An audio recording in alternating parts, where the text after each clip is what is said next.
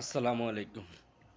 ঘটনা আসলে ৫ই আগস্টের পরে বাংলাদেশের মানুষ অনেক বড় আশা করছিল সরকারের উপরে যে একটা পরিবর্তন হবে। কিন্তু আসলে পরিবর্তনটা দেখতেছি না। মানে হয়তো কিছু সংস্কার হইতেছে ঠিক আছে। কিন্তু সাধারণ যে জনগণ তারা কোনো আসলে ঐরকম কোনো সুযোগ সুবিধা পায় না যেরকম আশা করছিল। মাননীয় প্রধান উপদেষ্টা ডক্টর ইউনূস সাহেব একজন বিচক্ষণ মানুষ, একজন শিক্ষিত মানুষ।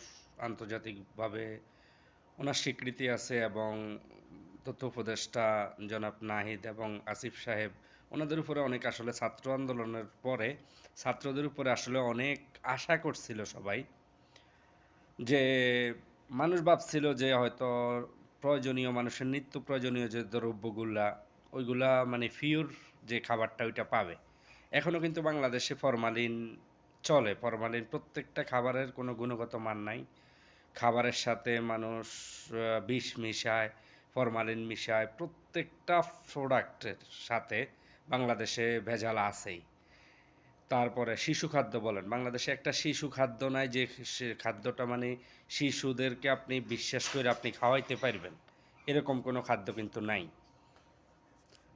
তারপরে আপনি আসেন চিকিৎসা। চিকিৎসা ব্যবস্থা এখনও যে প্রাইভেট হসপিটাল বলেন, সরকারি হসপিটাল বলেন, সেই বিগত সরকারের আমলে গত স্বাধীনতার পর থেকে যেই অবহেলা, তারপরে আপনার টাকা পয়সা ইনকামের যে একটা ধান্দা চিকিৎসা ডাক্তারখানাগুলোতে, এখনও কিন্তু সেটাই আছে।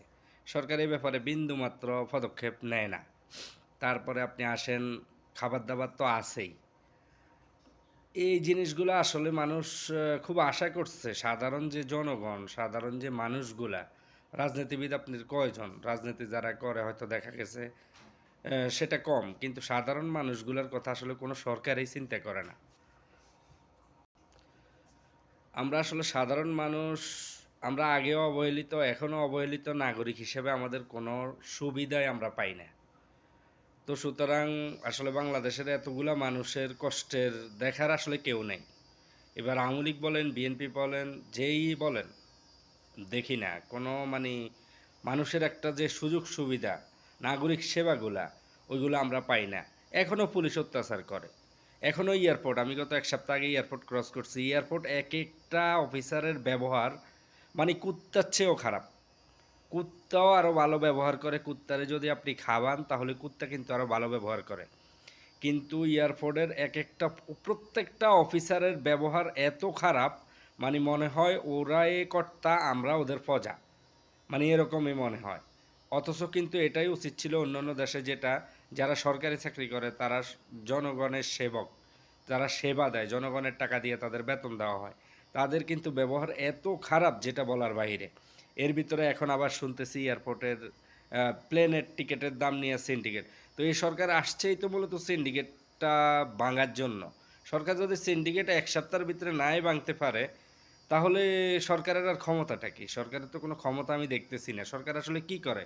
মাইকে একটা পাইছে, আপনার সাংবাদিকদের সামনে কয়েকটা লম্বা লম্বা লেকচার মারছে, এরপর জায়গায় ঘুমাই রয়েছে। তাহলে রাষ্ট্রের যে সিস্টেমটা, রাষ্ট্রযন্ত্রটা, এটা চালাবে কে? এটা তো একটা বিশ্বস্ত যে একটা আশ্বাস আমরা পাইছি ৫ই আগস্টের পরে, তো কই এটা আজকে এত মাস গেল আমরা তো কোনো মানে কিছুই পাইনি। তো তাহলে আসলে জনগণ আসলে জনগণ সবাই অবহেলিত সব সময়। আমরা যতই আশা আপনারা আমাদেরকে দেন, সরকার বলেন, বিরোধী দল বলেন, যাই বলেন, কোনো রকম আশা তো আমরা আসলে বাস্তবে দেখি না। এয়ারপোর্টে এখনও হেনস্থা হইতেছে।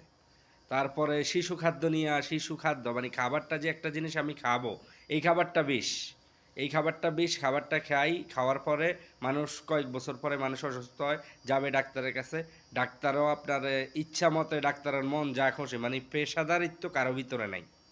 ডাক্তারের কাছে আমি গেছি, দেখা গেছে ডাক্তার টাকা ইনকামের জন্য আমাকে এই টেস্ট দিয়েছে, হসপিটাল থেকে ঘুরাইছে। মানে বাংলাদেশের A to Z কোনো একটা সেক্টর ভালো আমি তো দেখতেছি না। আপনারা দেখেন কিনা জানি না। আসলে বাংলাদেশের জনগণ আসলে আমাদের এক আল্লাহ ছাড়া আর কেউ নাই। আমাদেরকে যেই বলেন, যত আপনারা আশায় আমাদেরকে দেন, আসলে এই আশাগুলো আমাদের কাছে একবারই এখন বিষের মতো লাগে। জনগণের পক্ষে একটা লোক নাই যে ইনসাফ করে কাজ করবে, অথবা মানুষের নাগরিক সুবিধাগুলা মানে 100% দিবে, এরকম কিছুই নেই। আসলে আমাদের কি করার এখন আমরা জনগণরাই আসলে মানে ভাবতেছি এখন কি করব। সাধারণ জনগণ খুবই কষ্টের মধ্যে আছে।